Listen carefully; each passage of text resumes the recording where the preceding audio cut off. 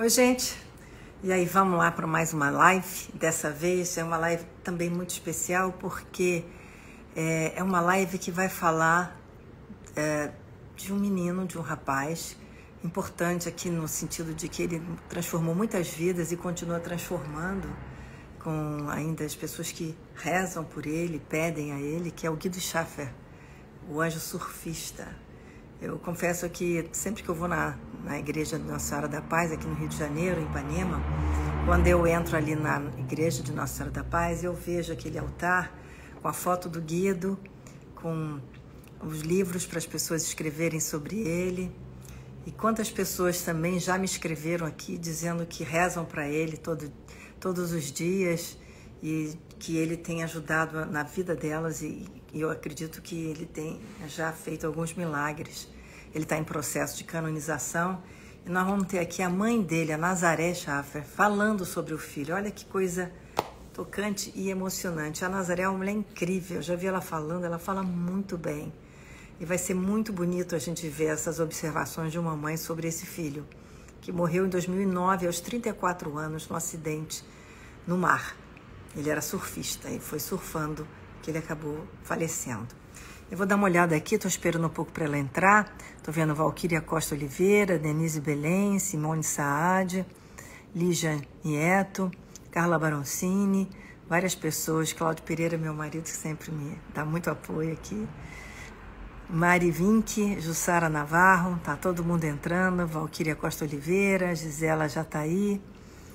Fábio Cuiabano, querido médico, maravilhoso dermatologista, que já fiz aqui uma live com ele, que bombou. Elaine Veloso, Cristina Arouca. Ah, Cristina! Cristina, cujo marido Manuel Arouca é o autor do livro O Anjo Surfista. E nós fizemos um evento super bonito ali no Shopping Leblon, com uma nova, mais um relançamento do livro, né? O Anjo Surfista, que contou com a presença dos pais do Guido Schaffer, do Padre Jorjão, dos amigos do Guido, foi muito bonito. Vera Sanson entrou, Gilda Baixo Castelo, Miriam de Souza Danta, Geise Laine, Cecília Lima Lobo. Está entrando muita gente, eu estou fazendo só um tempinho para poder chamar a Nazaré, para a gente começar a nossa live. Eu vou ver se a Nazaré já entrou. Kátia Vilês, minha querida amiga Kátia, que deu uma entrevista belíssima aqui também. Estou procurando aqui a Nazaré. Não, a Nazaré já entrou. Está aqui a Nazaré. Vamos ver aqui que ela está entrando. Simone Souza. Nazaré! Oi, que prazer! Prazer é meu. Boa noite. Boa noite, que bom. E a gente está aqui, né? Na hora da Ave Maria, 6 da tarde. Verdade. A hora do Ângelus, né? A hora do Ângelus, eu acho que ficou assim perfeito, né? Muito perfeito para a gente fazer essa nossa live sobre o Guido. Eu estou vendo que as pessoas estão entrando aqui e tem gente que fica me mandando recado, só que entra em cima da live. Mas, Nazaré, que prazer estar aqui hoje com você, falando sobre o Guido.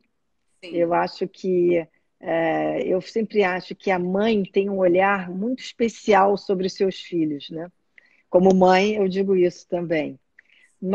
E a gente acaba vendo coisas e também, às vezes, colocando filhos em posições que só a gente vê, né?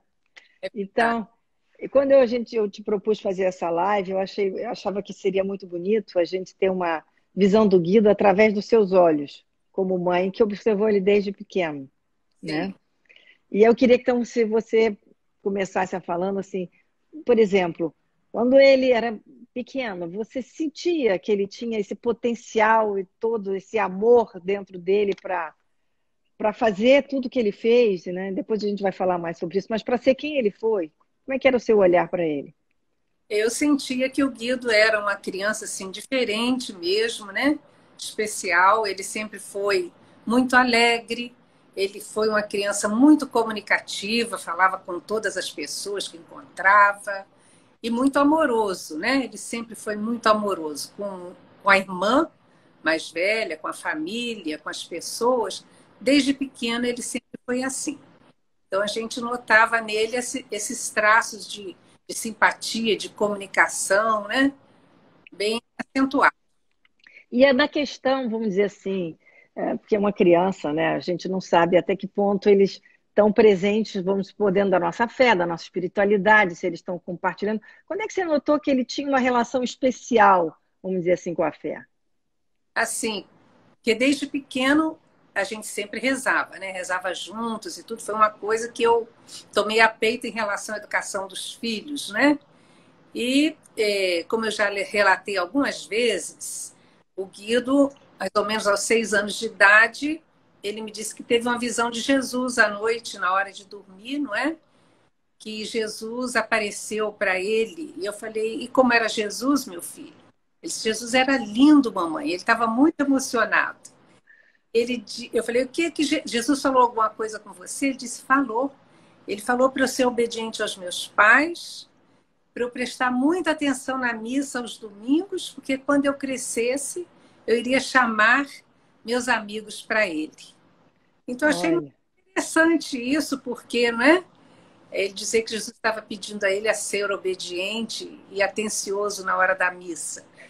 E, de fato, ele foi uma criança obediente e nunca colocou obstáculos para ir à missa, para frequentar a igreja, entendeu? E quando chamava os amigos prontamente o atendiam. Né? ô Nazaré, eu fico imaginando você ouvir isso de um filho de 6 anos, né? Que você, na hora, você deve pensar, será que esse menino está inventando isso, né? Como é que é? Será que é verdade? Passou isso pela sua cabeça? A princípio passou, por isso eu fiz as perguntas para ele, como era Jesus, o que Jesus tinha falado alguma coisa, e diante dessas colocações dele, eu achei que realmente ele estava falando a verdade. Né? Ele não iria inventar isso assim na hora, né? Uhum. Você sabe que tem alguns relatos de crianças que dizem que viram Jesus, né?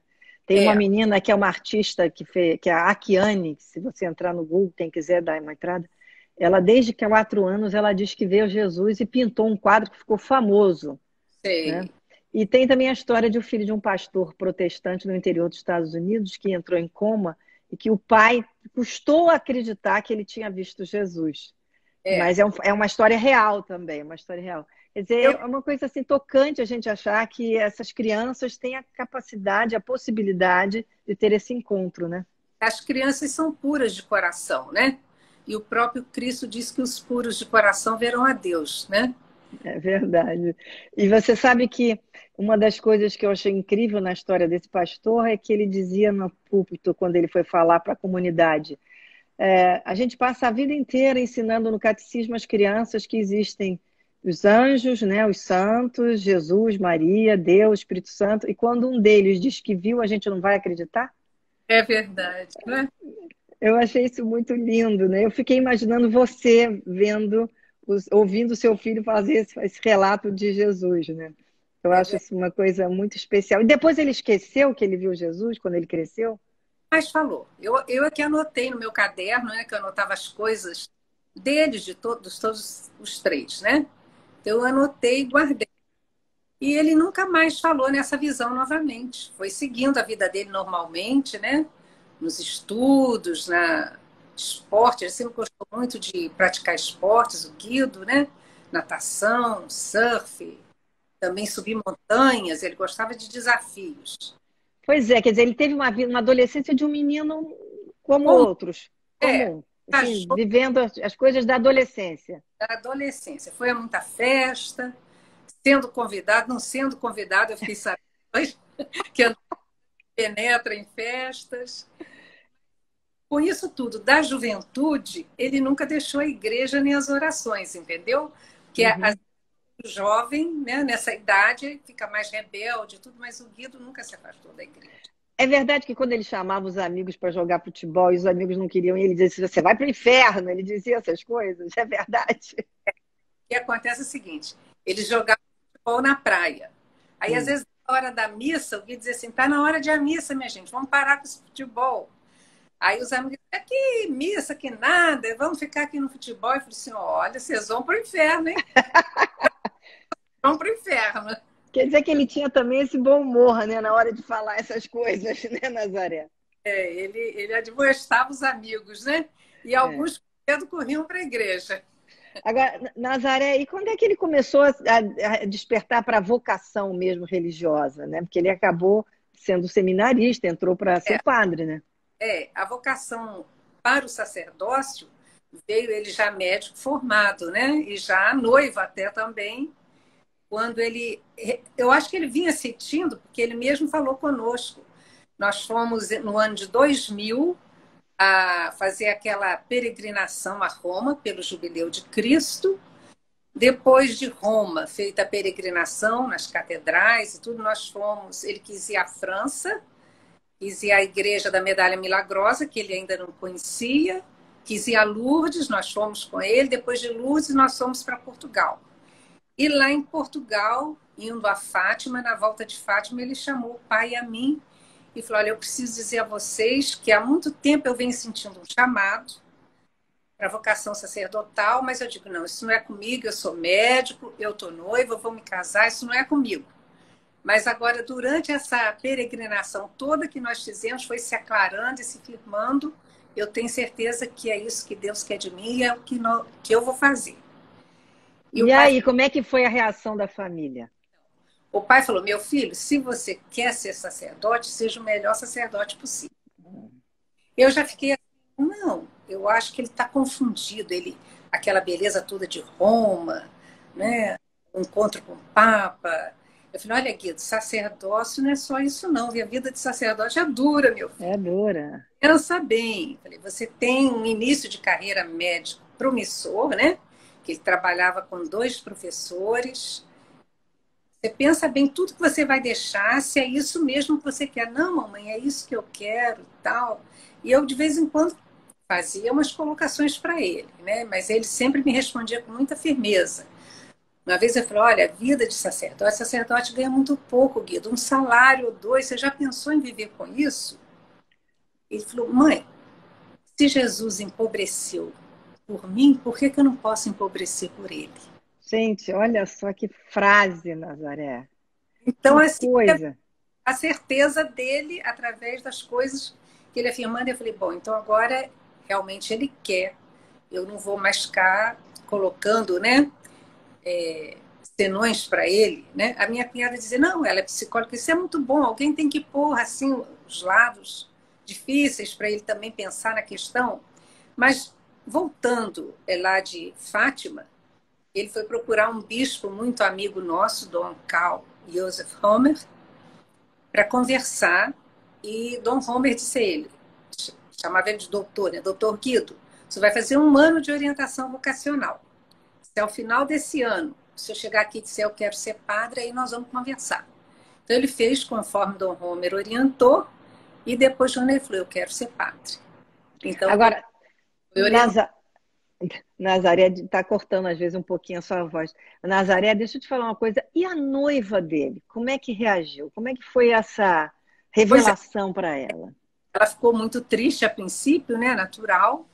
Mas ela era uma menina também muito católica, era uma dentista, né?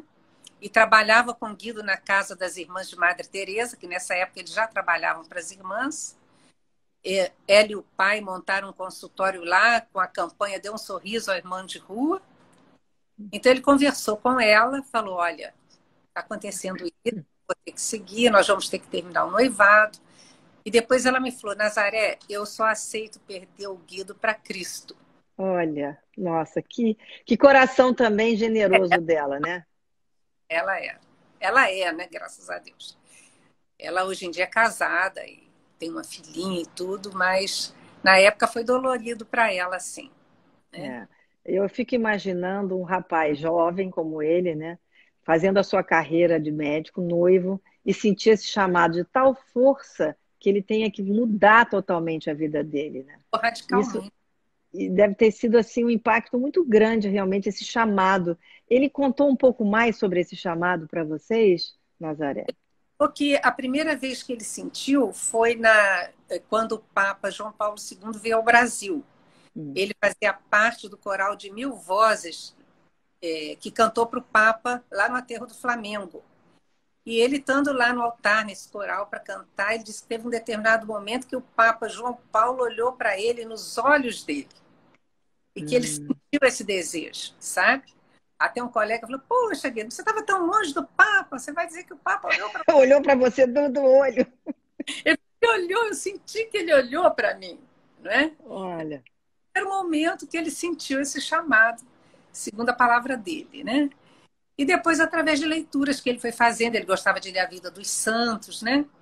E lendo a vida de Francisco de Assis, tem um livro Irmão de Assis, de Inácio Laranhaga. Ele se encantou, né? Ele falou, eu queria ter essa liberdade de Francisco para anunciar Jesus, para falar de Jesus, que nada me prendesse. E de que maneira ele ia ter essa liberdade, não é? Através do sacerdócio, ser um homem livre, completamente livre para Deus e para os irmãos, né? Que também o trato dele com o irmão pobre, o irmão de rua, foi mostrando muito essa parte da vocação dele.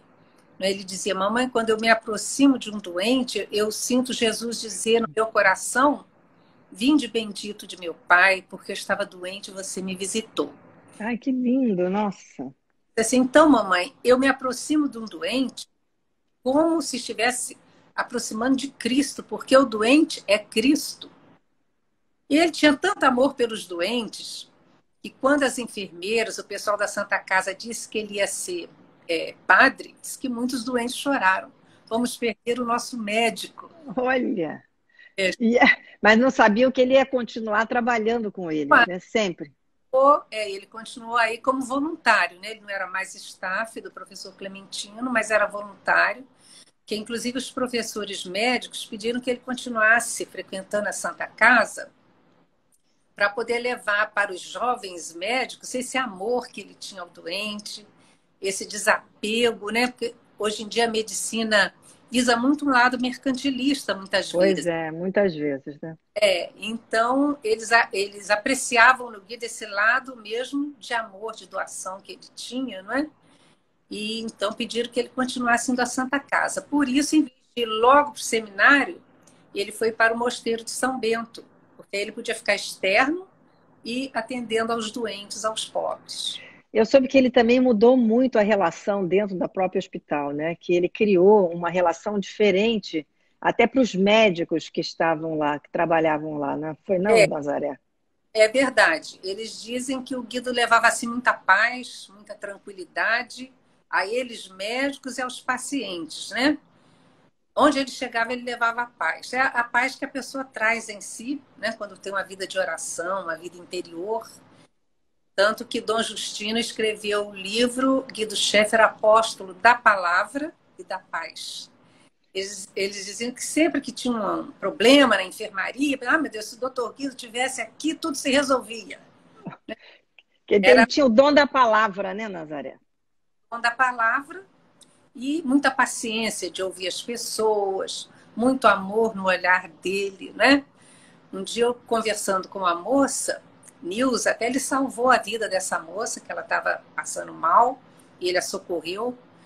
Ela disse, Nazaré, a primeira pessoa que olhou para mim como se eu fosse gente foi o seu filho. Nunca olhou para mim como ele olhou. Então era aquele amor que ele olhava as pessoas, que tocava o fundo do coração, né? Essa moça, ela estava com um problema de um mioma, com muito sangramento, e ela escondia e não contava nada. E um dia contaram para o Guido, ele foi conversar com ela, e daí ele a levou para a Santa Casa, ela foi operada, e ela ficou muito amiga dele, muito grata a ele, né? Ela estava contente. Ô, Nazaré, você não se emociona com esses relatos? Não, eu fico imaginando que você deve ficar muito emocionada com os relatos das pessoas que contam as ações do Guido, né? Como muito... mãe, né? O seu coração deve ficar muito emocionado, né? A gente fica emocionada, ao mesmo tempo eu me sinto feliz de ver que ele fez, né, tanto bem, né, a tantas pessoas. Eu encontrei um dia, eu fui à missa com meu marido lá em Copacabana, e saindo da igreja uma senhora quis falar conosco, e ela disse assim, olha, um dia eu estava na missa e reparei no seu filho aqui na igreja, um jovem tão piedoso assistindo missa durante a semana. Depois ele fez a leitura que eu nunca vi ninguém ler a palavra de Deus com tanto amor assim, dando tanta vida, que eu fui falar com ele. Falei, olha, jovem, eu não falo com as pessoas que eu não conheço não, mas com você eu vou falar. Nunca vi ninguém assistir a missa com a piedade que você assistiu. Aí ele olhou para ela e disse assim, a senhora quer conversar comigo? Nós podíamos tomar um café. Aí ela aceitou. Eles foram a um barzinho perto da igreja, pediram um café, e ela começou a contar a vida dela para ele, sem o conhecer, né? E ele falou, olha, eu sou médico, então eu vou te aconselhar a procurar tais e tais especialistas, você se cuidar e tal. Depois ele perguntou, você quer que eu faça uma oração por você? Ela disse, ah, eu quero. Então ele pôs as mãos sobre ela, rezou ali no bar mesmo por ela. Ela disse que saiu de lá tão feliz, sabe? Como ela não se sentia há muito tempo. E ela falou, se eu fosse jovem, eu diria, ele está me paquerando. Mas eu já sou... Ele me deu toda essa atenção, né? E era uma característica dele, dar atenção às pessoas. Ouvir, né? Olhar nos olhos. E outras pessoas me dizem assim, ele olhava e sabia o que a gente trazia dentro. Né? Olha. Ele escrutava, né? Eu acho que isso tudo é vindo da oração. Que a gente, na renovação carismática, a gente fala que é o dom de ciência. O Guido era da renovação carismática também, né? Uhum. Na hora que uma vez me falou, olha, ele pregava num grupo de oração em Botafogo, ela foi, sempre que os grupos de oração terminavam, as pessoas queriam receber a oração dele. E ele ficava horas ali rezando. Então, teve essa senhora, se aproximou, ele rezou por ela e falou, olha, você vai viajar e você vai precisar de uma cirurgia. Mas não tenha medo não, que tudo vai correr bem. Eu falei, ah, ele não está batendo bem da bola, que eu estou ótima, não vai me acontecer nada. Uhum. Ela foi viajar, foi para São Paulo, e lá ela teve um infarto e precisou operar o coração. Gente. Ela não teve medo porque o Guido disse que tudo ia sair bem. Quando ela contou isso para mim, ele já tinha falecido. Ela então abriu a blusa dela e mostrou, olha aqui a cicatriz no meu peito. Fui operada. Ele viu antes que eu ia ser operada, mas disse para eu não ter medo. Esses dons do Espírito, né, como palavra de ciência, palavra de sabedoria e outros, né? E Nazaré, eu sei que também você é da carismática, lógico.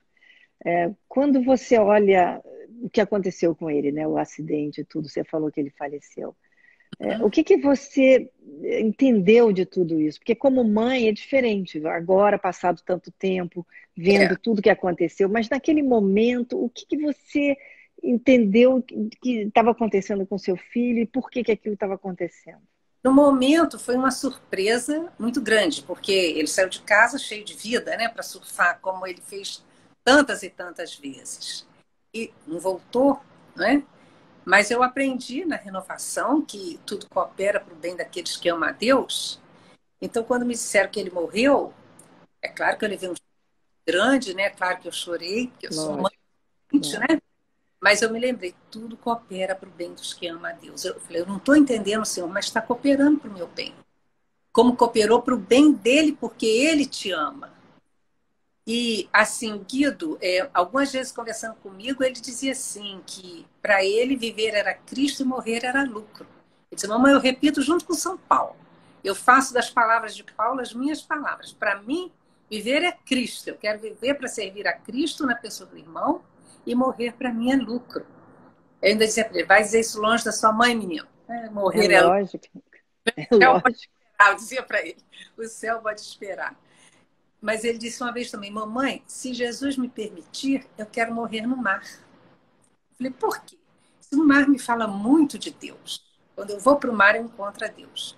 Vendo a beleza do mar, a grandeza do mar, a riqueza do mar, eu vou entendendo quem é Deus quando eu estou no mar, cada vez mais. Eu falei, ele era tão amigo de Deus que Deus deixou ele morrer onde ele queria, no mar, né? No mar. E a namorada dele, a noiva, né, me telefonou uns 2 dias depois, falou, Nazaré, você reparou que ele morreu fazendo o que ele mais gostava quando ele estava nas horas livres dele, surfando. Que coisa, hein, Nazaré? O Nazaré, eu fico imaginando também, não só todos esses momentos, que foram momentos muito angustiantes, mas como você entende tudo isso, eu acho isso de uma grandeza, eu acho de um coração de mãe incrível seu, né? Me lembrou até Maria, que viu o filho crucificado, né? Pois é. A gente tem o exemplo de Maria, né, que teve que suportar ver aquele sofrimento todo, né? Então, mas o coração de mãe dói, né? Dói. uma senhora falou para mim, Nazaré, eu não entendo como você é uma pessoa que serve a Deus tantos anos aqui na igreja, ele permite você passar por isso. Eu falei, olha, minha amada, eu vou te dizer, se a Virgem Maria, que foi a serva do Senhor por excelência, passou muito pior do que eu, por que eu que sou serva dela não posso passar? Eu posso passar. Deus me permitiu passar por isso. E eu aceito, e como diz o Antônio, que é o meu orientador espiritual, não é só aceitar, é amar a vontade de Deus, que a vontade de Deus é a melhor para a gente. Mas como você disse, dói muito, e eu fiquei assim, meses após a morte do Guido, sentindo uma dor no coração, como se fosse uma mão apertando, sabe? Certo, imagino. Vai passar. Mas não passava. E já tinha quase uns 6 meses, às vezes eu pensava que eu ia desmaiar, sabe? E eu falei, eu vou ao médico, acho que eu estou sofrendo do coração. Aí eu fui ao médico, cardiologista, né? E é meu cardiologista, falei, olha, eu acho que eu estou doente do coração. Falei para ele. Ele me ouviu com toda a paciência e falou assim, não, Nazaré, eu vou te dizer, é devido ao que você passou, minha querida, isso é angústia, e eu vou te receitar um Rivotril para você tomar. Eu falei, não, eu quero que o senhor peça uns exames para mim, porque eu estou sofrendo do coração. Aí ele foi, vamos fazer uns exames para tirar todas as dúvidas. Aí me passou o exame de esteira, mas não sei o que eu não me lembro agora. Eu fui e fiz tudo e deu que o coração estava ótimo. Eu falei, eu não te disse? Então vamos tomar um Rivotril para você passar por esse momento. Aí eu fiquei pensando, me lembrei de uma coisa que uma vez eu chamo o meu filho Guido de Guidinho, né? Que Guido para mim é o pai. é o pai. Aí eu me lembrei que o Guidinho uma vez disse assim, se uma pessoa está triste porque ela tem um motivo real de tristeza, como a perda de alguém, uma separação, um desemprego, essa tristeza não é doença. É uma reação natural e a pessoa não deve tomar remédio por isso. Busque a cura em Cristo. Ele falou, busque a cura em Cristo. Agora, se a sua tristeza não tem uma causa, aí sim, você está com um problema de depressão. Aí eu lembrei e falei assim, eu não vou comprar o Rivotril, doutor, me perdoa. Não comprou, Nazaré? Então, aí eu falei, eu vou, porque o Guidinho falou que era para buscar a cura em Cristo, então eu vou para o Santíssimo.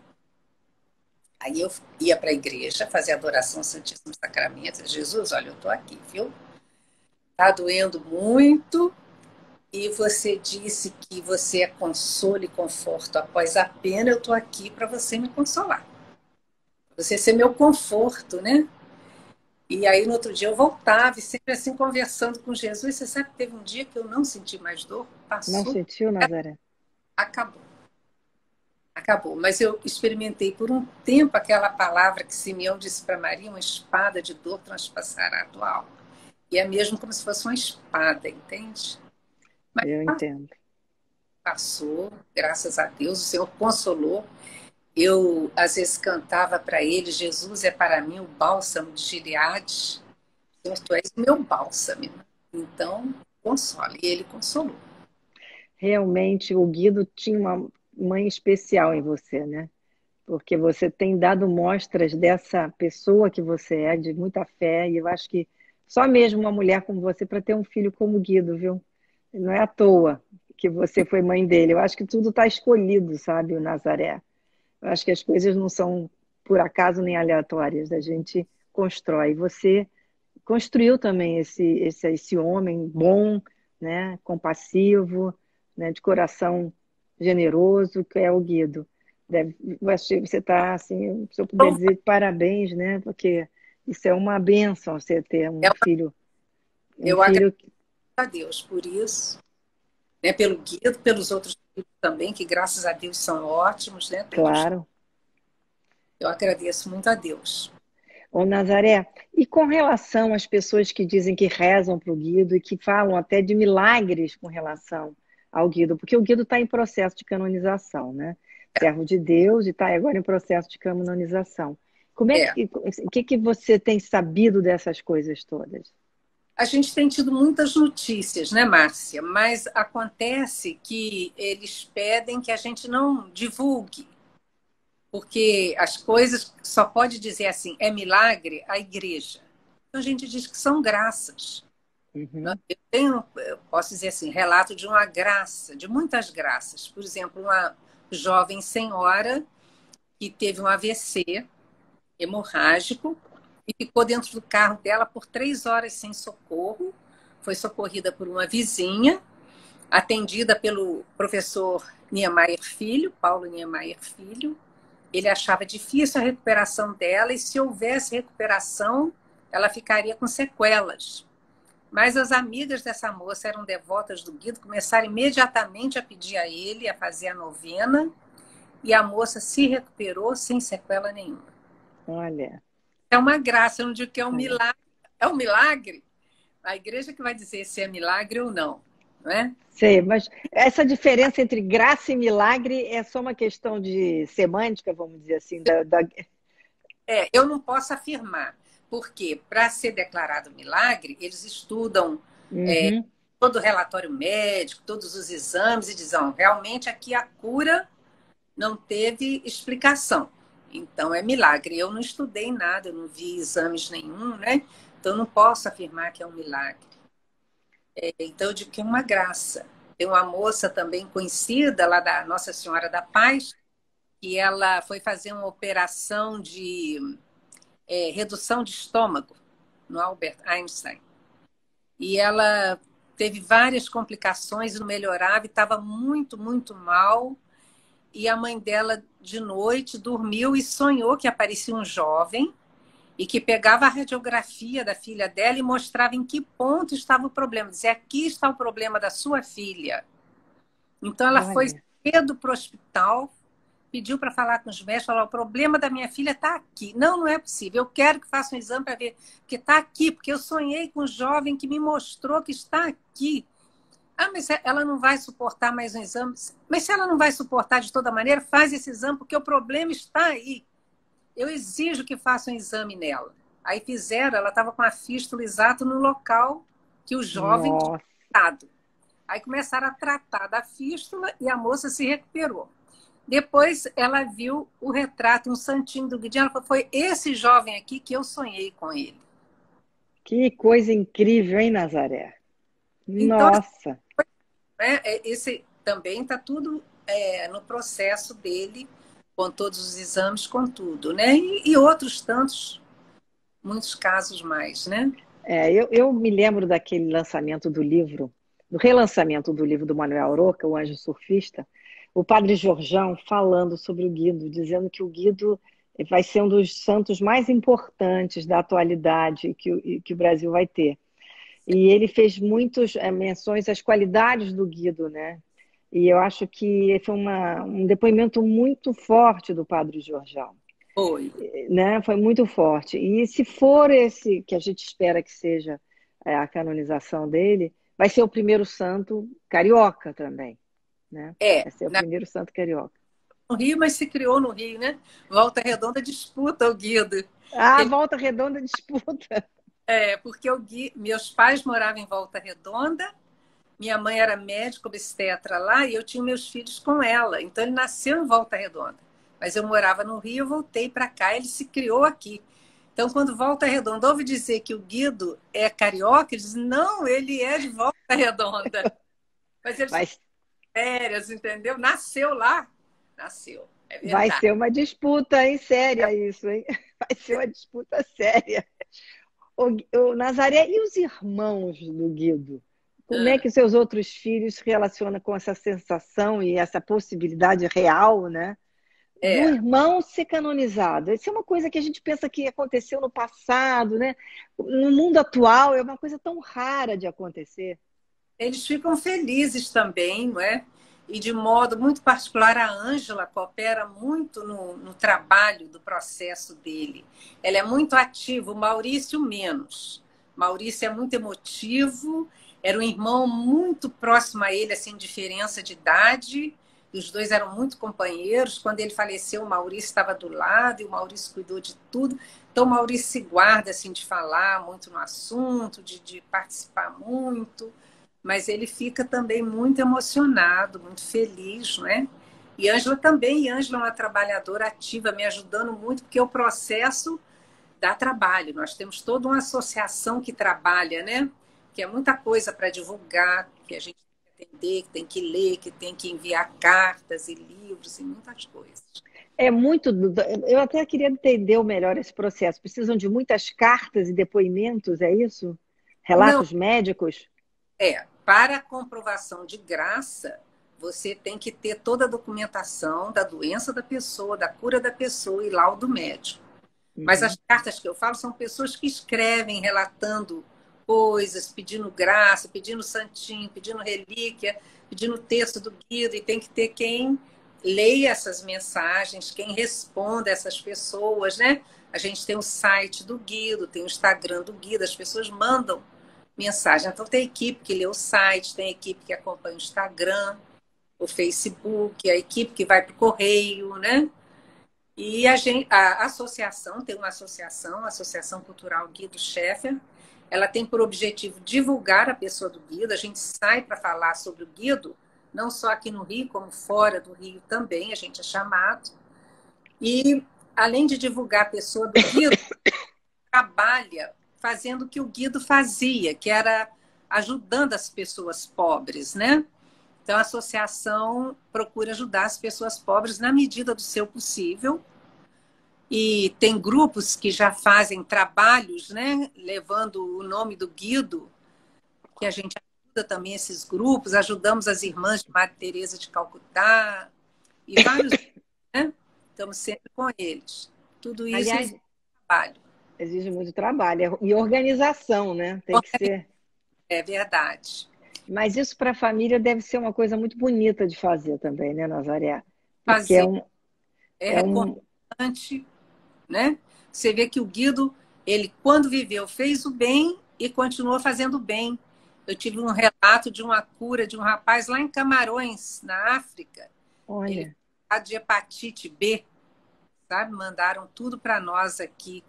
Então, assim, é reconfortante saber, porque você vê, o Manuel escolheu muito bem o nome do livro, O Anjo Surfista. Anjo por quê? Não é?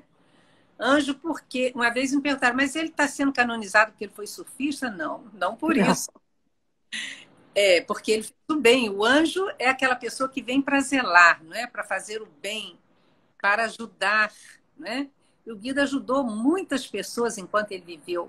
São inúmeros, inúmeros relatos que a gente tem. Ele não media esforços, não media tempo, dedicação, ia aonde precisasse dele. Ele ajudou as pessoas ouvindo, ele ajudou as pessoas com orações, ele ajudou as pessoas com meios financeiros. Logo que ele decidiu ser padre, ele tinha uma pequena poupança que ele falou, mamãe, vou separar um valor que é para custear meus estudos e não ser pesado a vocês, e o restante eu vou dar aos pobres. Então, assim, ele tirava as coisas dele e dava para ajudar as pessoas necessitadas, né? Chegava a tirar do próprio corpo, né? Por isso ele tem o Manuel escolheu o anjo, porque o anjo é aquele que faz o bem, né? Aquele que cumpre a vontade de Deus, é aquele que anuncia a mensagem de Deus, e o Guido foi um grande anunciador da palavra, né? Você falou que ele tirava as coisas do corpo, quer dizer, eu estava lendo no relato do livro que ele literalmente dava as roupas dele para as pessoas na rua. Dava, é isso? As roupas dele para a pessoa na rua. Dava casaco, dava sapato. Teve um dia que ele chegou em casa descalço. Eu falei, meu filho, que é isso? Roubaram o seu tênis? Não, mamãe, mas eu vi um pobrezinho que se você visse os pés dele, você tirava o seu sapato e dava para ele. Não podia deixar aquele homem descalço. Eu falei, você veio descalço pelas ruas? Não, não tem importância. Agora eu lavo bem meus pés e já tenho outro sapato para calçar. Nossa, Na Itália, eu comprei um casaco de napa para ele, muito bonito, né? E um dia ele foi atender um irmão de rua. O irmão estava com febre e tiritando de frio. Ele pegou, tirou o casaco de napa italiano e deu para o homem. Eu nem sabia, porque de vez em quando eu ficava brava com ele, porque eu fui ver no armário dele, ficando vazio, vazio. Eu falei, você vai ficar pelada igual São Francisco. Vai ficar sem nada. Nada. Você não está mais ganhando dinheiro, você vai ficar sem nada. Aí nós estávamos em Friburgo, numa casa que temos, um frio, o Guedinho com um casaco muito leve. Eu falei, meu filho, veste seu casaco de napa. Ele ficou quieto, deu uma volta para lá, para cá, voltou com o mesmo casaco. Eu falei, Guedinho, cadê seu casaco de napa? Ele falou, mamãe, você me deu aquele casaco? Eu falei, dei. Então, mamãe, ele era meu, eu dei. Entendeu?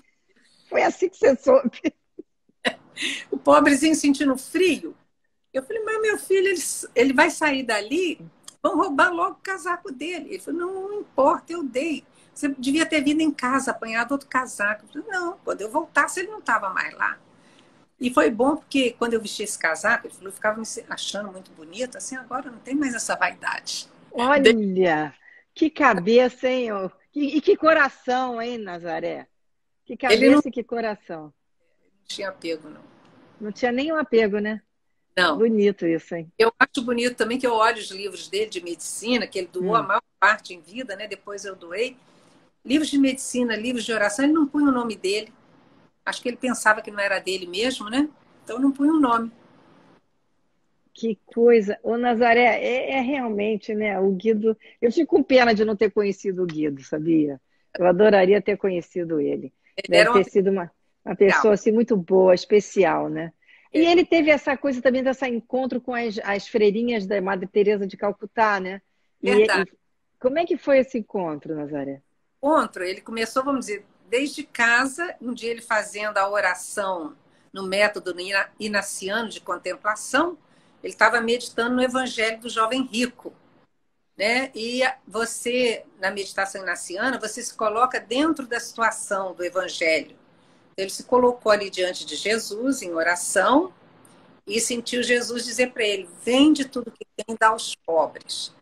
Aí ele falou: Jesus, eu gozo de bens, mas não estão no meu nome, está em nome dos meus pais. Eu não tenho nada, eu não posso vender nada porque eu não tenho nada no meu nome. E ficou quieto para ouvir o que o senhor ia dizer a ele. Aí diz ele que viu o diploma dele com o nome dele, que ele disse que não tinha nada no nome dele. Aí ele sentiu naquele momento que era para ele doar a medicina aos pobres. E daí ele foi para a Santa Casa um dia trabalhar. Quando ele estava lá, ele viu passar uma irmãzinha de Madre Teresa. E ele disse assim: irmã, eu sou médico aqui da Santa Casa, vocês estão precisando de um médico? Ela disse: ah, doutora, é tudo que a gente está precisando. Ele falou: olha, eu tenho horário de trabalho aqui, mas quando eu terminar eu vou procurar vocês e nós vamos sair para atender os pobres. E assim ele começou. Após o trabalho da Santa Casa, ele saía com as irmãs, eles iam pelas ruas, atendendo aos pobres, medicando, ele levava na malinha dele remédios para dar, enfim. E atendendo assim, depois ele conseguiu, junto com os jovens da paz, montar uma pequena enfermaria para recolher aqueles irmãos que não podiam ficar na rua, lá na casa de Madre Teresa de Calcutá. É assim que ele começou o trabalho dele com a população de rua. Eu fico imaginando que ele deve ter se identificado mesmo com São Francisco, né? Com São Francisco, não. Alô? Oi? Sim, estou te ouvindo. Ele deve ter se identificado muito com esses santos, né? Eu acho que eles são santos que fizeram essa doação também, né? E essa integração com a natureza e com as pessoas. O Guido, ele se sentia muito, assim, ligado a São Francisco de Assis e a Santa Teresa de Calcutá. Nesse amor pelo pobre, assim, eu tenho muita pena do doente, que é uma pessoa que sofre, mas ainda do doente pobre, porque não tem como se tratar. E o professor Milton Arantes disse: se tratar doente não é fácil, imagina o doente pobre, às vezes alcoolizado, às vezes drogado e rebelde, sem ter. Realmente você tem que ter um carisma especial, não é? E a irmã que trabalhava com o Guido disse que nunca viu o Guido se irritar, perder a paciência com nenhum daqueles irmãos. Né? Deve ter sido. E ele deve ter vivido situações muito difíceis ali, né, Nazaré? Muito, muito, muito difíceis. E com irmãozinhos de rua, teve uma senhora que me contou que uma vez o Guido chegou junto de uma irmã que estava com a ferida na perna e ele falou para ela assim: olha, eu preciso tratar a sua ferida, eu sou médico, se você permitir, eu trato, você não pode ficar assim e tal. Aí ela disse que podia, ele podia tratar. Ele falou: olha, vai doer um pouquinho, mas você tem paciência que não vai demorar. Então ele se ajoelhou no chão ali perto dela e começou a lavar a ferida e a tratar, e disse que ela dava tapa na cabeça dele, xingava: seu isso, pá, seu aquilo. E ele ali: calma, nós já estamos terminando, calma. Aí depois que terminou, que fez todo o curativo, ele olhou para ela e falou assim: sabia que você é minha irmã em Cristo? Eu posso te dar um abraço? Aí abraçou ela, sabe? E ela, ele.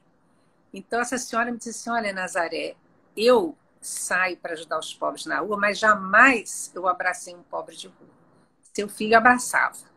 Por isso é que eu, quando venho ao cemitério, nesse tempo o corpo dele estava no São João Batista, eu venho limpar a sepultura dele. Porque eu nunca Olha, vi tratar os pobres como ele tratava. Né? que Isso emoção, hein? ele aprendeu com São Francisco, a abraçar o pobrezinho, né? Olha, que coração. Ô, Nazaré, e ele agora tá, o corpo do Guido tá na Nossa Senhora da Paz, não é isso? Os restos mortais dele estão na Nossa Senhora da Paz. Porque quando é aberto o processo de beatificação e a pessoa é declarada servo de Deus, aí eles têm que tirar do cemitério e pôr num lugar mais reservado, né? Aí geralmente se leva para uma igreja e como ele teve um grupo de oração na paz, até que incentivado pelo Padre Jorjão, que quis que ele fizesse esse grupo, que era para jovens, um grupo chamado Fogo do Espírito. Ali ele teve uma atuação muito forte com a juventude de Ipanema, né? Que ficou entre os restos mortais dele irem para Nossa Senhora da Paz, que ele era de Copacabana, que ele era paroquiano de lá, ou para a Paz, onde ele exerceu o ministério de pregador, né? E acabaram se decidindo pela Paz, porque a Paz, a igreja está aberta a semana inteira. Copacabana, a igreja principal fecha, só abre final de semana. Então acharam que a Paz facilitaria a visita das pessoas ao túmulo dele. E ele ficou lá. Eu vi as fotos, Nazaré, e até vi, eu tinha um vídeo da chegada dos restos mortais do Guido, com muita juventude, com as pessoas assim, louvando. Foi muito bonito aquilo, hein? Muito Foi lindo. muito linda a chegada do corpo dele, como foi também, se eu posso dizer, linda a missa de corpo presente dele. Né? Foi na Nossa Senhora de Copacabana e compareceram perto de 2.000 pessoas. Não coube dentro da igreja tanta gente, sabe? E veio o Dom Arani celebrar, acompanhado de 2 bispos e 72 padres. Vou celebrar a missa dele. E uma senhora me disse: como você arrumou uma missa tão linda? Eu falei: eu não arrumei nada, coitada de mim. Eu fiquei no ar, né? Claro, Foi imagino. aquela missa. E foi uma missa, assim, muito tocante, muito bonita, sabe? E quando a missa terminou, Dom Arani desceu e falou assim: por toda essa gente que eu vejo aqui presente, eu sei que esse jovem foi um bom pastor. Como ele queria muito ser sacerdote, eu vou colocar nas mãos dele a estola sacerdotal, que é o símbolo do sacerdócio, né? Dorani desceu e colocou nas mãos dele uma estola sacerdotal. E aí, quando o corpo saiu para ser enterrado, as pessoas começaram a bater palma e gritar, como eles costumam fazer, santo súbito, né? Foi a primeira vez que Dorani sentiu esse apelo, né, de santo súbito, e depois as pessoas também começaram a falar com ele, a contar histórias do Guido, que o levaram a pedir a abertura do processo. O Nazaré, por que que o Guido não se ordenou? Ele teve um momento que ele queria se ordenar, mas acabou não conseguindo fazer naquele momento. A ordenação dele seria no final daquele ano, mas nem a turma dele foi no final daquele ano. Passaram para o ano seguinte. Ele morreu antes, né? Mas houve, assim, vamos dizer, um contratempo que o reitor do seminário não indicou o nome dele para ser ordenado com a turma dele. Nem o dele, nem de um outro rapaz, que os dois entraram para o seminário já no 3º ano de teologia. E o reitor queria que eles fossem fazer o propedêutico, mas o bispo disse que não, porque pela idade e pela caminhada deles, eles podiam entrar no 3º ano de teologia. Que o Guido fez filosofia no Mosteiro de São Bento e os 2 primeiros anos de teologia. Então, era para entrar no 3º. E isso, eu não sei se de alguma forma aborreceu, que na época era reitor, que ele bloqueou os 2 para serem sacerdotes. Naquele ano, pelo menos. Né? Até ele poderia ter ido falar com Dom Orani, né? Dom Homer falou, fale com Dom Arani, eu vou escrever, na época Dom Homer estava em Roma, eu vou escrever para ele, pedir a sua ordenação, mas ele não foi falar Não com Dom. foi. Teve um fim de semana que ele chegou em casa, eu falei, e aí, meu filho, falou com Dom Arani? Ele falou, não, mamãe. Eu falei, então fale. Chegou na outra semana, ele em casa de novo, e aí, meu filho, falou com Dom Arani? Não, mamãe. Eu falei, mas por que você não vai falar com Dom Arani, menino? Ele falou, mamãe, o reitor é meu superior e eu não vou passar por cima de um superior. Eu falei, então você vai ficar fazendo o quê no seminário? Vai ficar à toa lá, porque você já tem tudo, né, para ser sacerdote? Ele falou, vou ficar no seminário o tempo que Deus quiser. Eu não vou passar por cima do meu superior. Eu falei, tá bom, o reitor é seu superior, mas não é meu, quem vai falar com Dorani sou eu. Bem mãe, né? Mas Jesus não permitiu, porque antes Jesus levou. Antes que eu pudesse falar com Dom Arani, Jesus o levou, né? Depois o reitor ficou muito compungido quando viu a missa tão cheia, disse, eu não conhecia o meu seminarista. Olha. E eu achei muito interessante, porque no dia que o Guido saiu para surfar, que não voltou mais, antes de ir embora para sair para surfar, ele olhou para mim e falou assim, mamãe, você e o pai não devem ficar tristes com o reitor, não. Ele é um homem muito bom. Que generosidade, hein? Ele é um homem muito bom. Eu falei, gente, eu preciso dizer isso para o reitor, que eu acho que o reitor deve estar triste de ter morrido assim, com o Guido, né?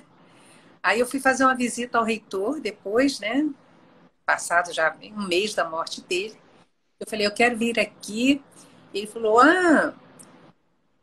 mas a senhora sabe que Maria também perdeu o filho? Eu falei, não, eu sei. Ele falou, pois é, essas coisas acontecem e tal. Ele estava assim um pouco nervoso, né? Não sei o que ele pensou que ia falar. Eu falei, não, reitor, eu vim para agradecer a acolhida que vocês deram ao meu filho. Ele gostava muito de todos aqui. Tinha um carinho muito grande pela irmã Raquel, que o ensinou a lavar panelas, que ele não sabia, e por todos vocês. E eu queria dizer ao senhor o seguinte, que a última palavra que eu ouvi da boca de meu filho é Padre Hélio é um homem bom. Eu queria E que o senhor... aí? Ele E ficou aí? olhando assim, aí disse, Dona Nazaré, o que a senhora precisar no seminário, nós estamos aqui às ordens. Eu falei, muito obrigada.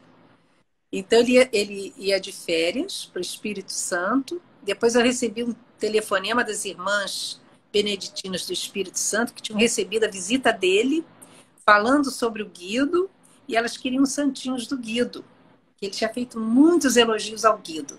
Então, assim, ele teve o momento dele de reconhecer, não é?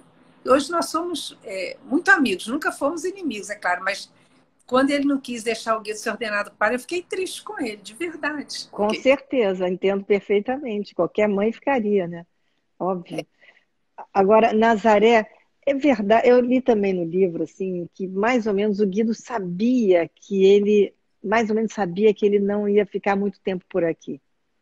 Ele tinha essa sensação que ele ia morrer jovem?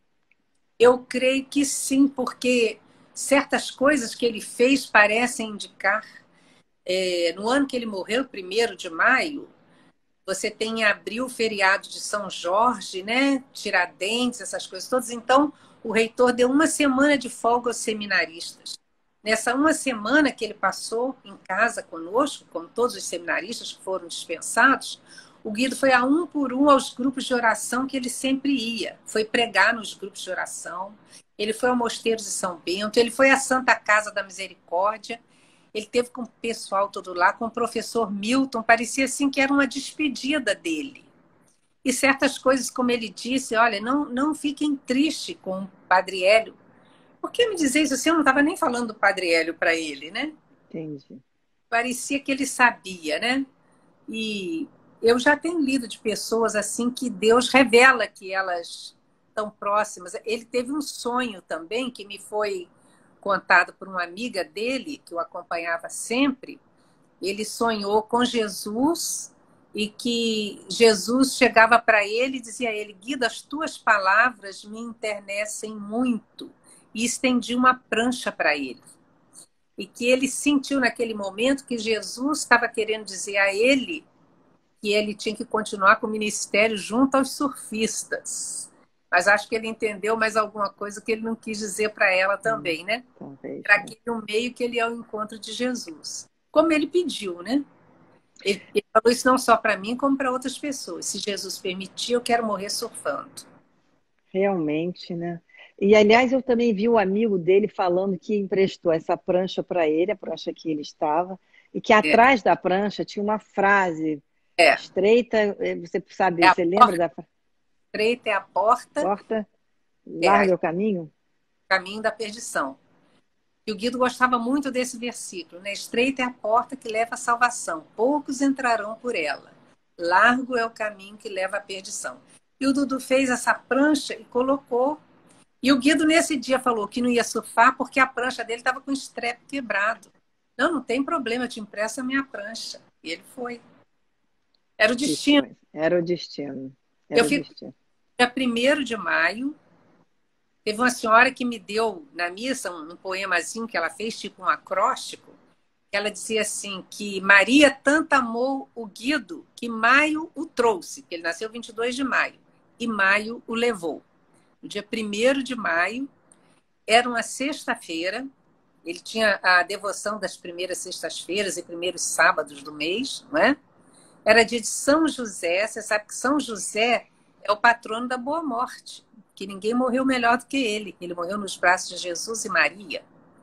Então, o Guido morreu no dia de São José, 1º dia do mês de maio, às vésperas de um sábado, né? Numa sexta-feira. Eu acho tudo assim muito presente de Deus, sabe? Ele, nesse dia, amanheceu no seminário. Como sempre, eles têm lá as orações de laudes, tem a missa, e depois da missa, eles foram dispensados para ir para casa, porque eles iam almoçar no seminário esse dia. Mas o reitor dispensou. Você vê tudo, né? Tudo caminhou para aquele desenlace, né? E aí, um colega dele me disse assim, Dona Nazaré, quando o reitor nos dispensou, todo mundo correu para o quarto para arrumar suas coisas, mas o Guido correu para a capela. E eu fui para o meu quarto, arrumei minhas coisas para ir para casa, e quando eu voltei, eu olhei para a capela e ele ainda estava lá, fazendo adoração, porque ele era um adorador, né? Todo dia, além de assistir à missa, ele fazia adoração ao Santíssimo Sacramento. Então, eu falei, ele rezou laudes, ele assistiu à missa, ele fez adoração, veio para casa e foi para os braços de Deus. Que perfeito que foi, né, Nazaré? Teve todo um encaminhamento, né? Com Todo. certeza. Nazaré, olha, eu quero te agradecer, o nosso tempo está acabando. E eu agora controlo para a gente não desaparecer de repente. Eu quero Claro. te agradecer muito aqui essa nossa conversa de coração aberto e foi assim muito bonito ter todos esses seus relatos como mãe desse filho tão especial, né, desse servo de Deus que nós sabemos que e esperamos que seja o primeiro, vamos dizer, santo carioca, mesmo que ele tenha nascido em Volta Redonda. E que esse trabalho dele lindíssimo, né? E que a gente possa ouvir várias graças e milagres em nome do Guido Schaffer. Eu te Amém. agradeço de coração aqui até a nossa live. Né, a oportunidade de falar dele e de que eu agradeço muito a Deus que me emprestou por 34 anos um anjo dele. Um anjo, com certeza, Nazaré. Nazaré, muito obrigado. Você é uma mulher excepcional também.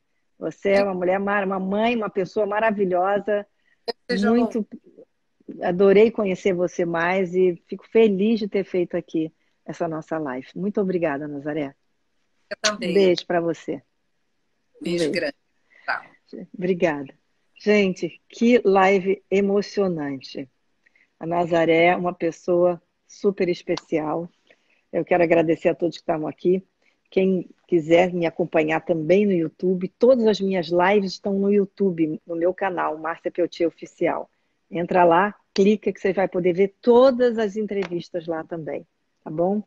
E olha, segunda-feira a gente vai ter aqui um pastor, Ed René, da Igreja Batista Água Branca de São Paulo, que é um espetáculo também. Eu conto com vocês até lá. Boa noite.